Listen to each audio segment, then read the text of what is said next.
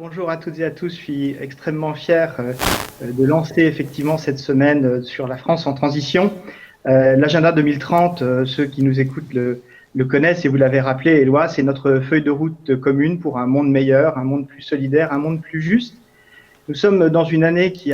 nous a tous éprouvés par une crise sanitaire mondiale, une crise qui ne nous rapproche certainement pas de la cible des ODD, mais peut-être que cette crise, elle a aussi des côtés salutaires, qu'elle nous fait prendre conscience de l'ampleur des crises qui sont encore devant nous et que nous devons surmonter justement pour créer le monde conforme à celui de l'agenda 2030.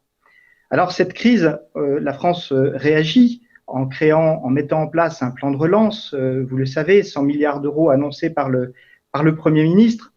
Ce programme de relance, il doit nous aider à construire la feuille de route de l'agenda 2030, à le nourrir.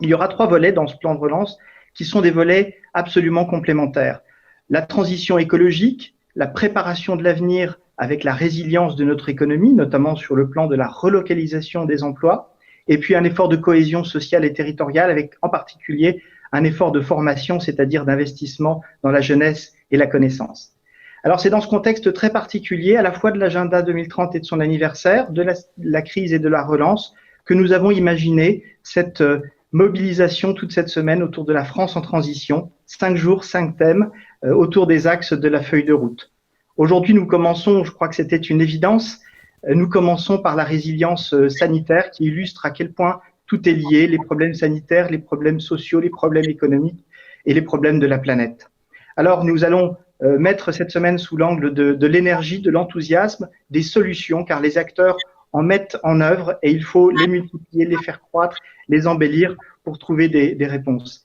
Alors, je veux simplement remercier tous ceux qui se sont mobilisés pour permettre cette belle semaine, toutes les équipes qui y ont contribué, tous ceux qui vont y participer en intervenant, en apportant le témoignage de leurs solutions, en écoutant et j'espère en se mobilisant